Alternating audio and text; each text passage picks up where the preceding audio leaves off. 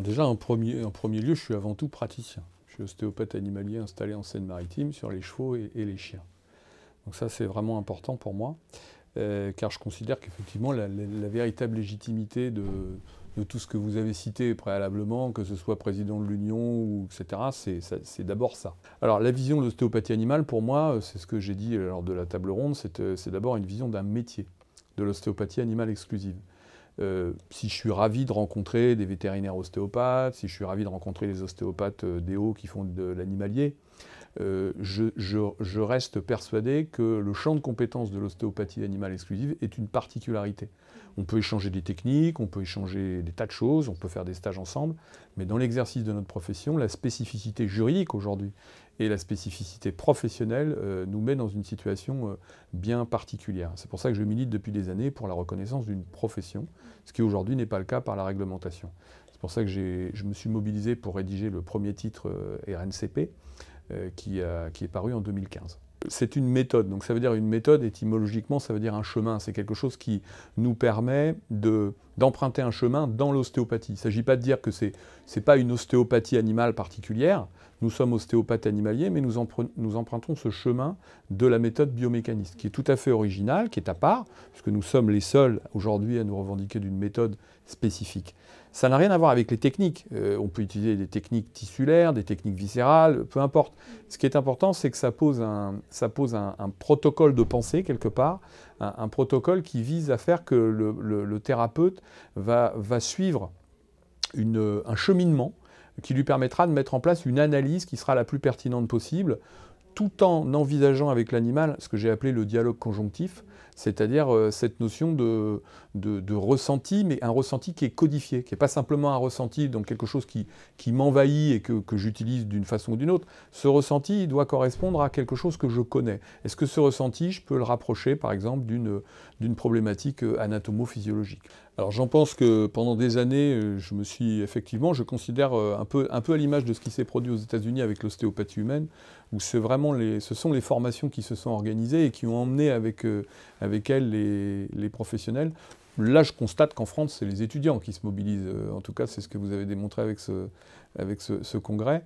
Mais plus sérieusement, effectivement, ça fait maintenant 13 ans que j'ai pris la direction de notre école.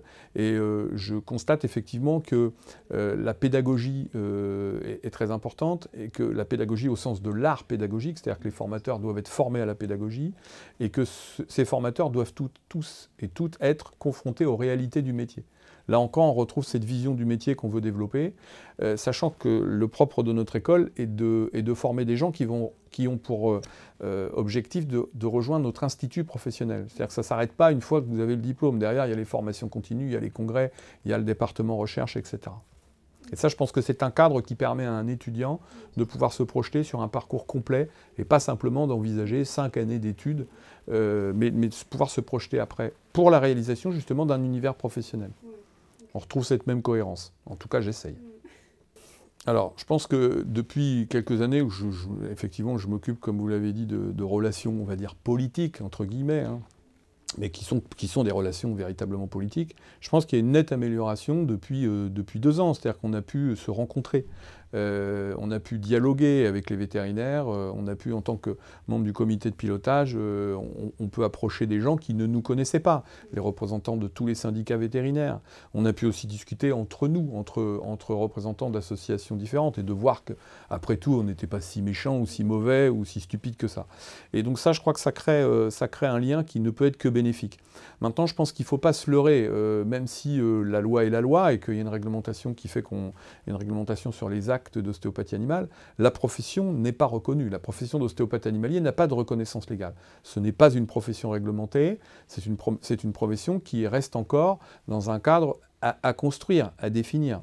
Et je crois qu'on peut s'appuyer sur cette réglementation, sur cette dynamique qui est en train de se construire, mais attention à ne pas tout mélanger, hein. Attention à bien conserver le fait qu'effectivement, les ostéopathes qui sont inscrits au RNA sont des gens qui sont amenés à travailler dans un certain contexte.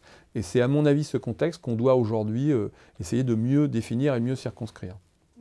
Je crois qu'il a répondu, je vais me permettre de le dire, mais je crois qu'il a répondu d'abord à une nécessité. Et je crois que l'UFEOA était la seule structure qui pouvait organiser un congrès de ce type. Dans la mesure où, effectivement, on avait besoin de dépasser les clivages, les anciennes histoires, voire les égos. En fait, d'effacer un peu les traces de nos relations ou confrontations pour en arriver là où nous en sommes aujourd'hui. Et le fait que ce soit des étudiants qui proposent ça, et qui le proposent bien, voire très bien, dans un cadre très professionnalisant, très universitaire, hein. La première université, la Sorbonne, c'est extraordinaire. Donc je veux dire, ça permet de poser des choses et de dire, voilà, il faut qu'on transforme l'essai. Alors ça sera, j'imagine, d'autres congrès qui se suivront, mais je crois que ça nous montre un exemple à suivre. On doit avoir une certaine humilité, nous, responsables de formation, professionnels, responsables politiques, et de se dire qu'effectivement, je crois que vous nous montrez la voie.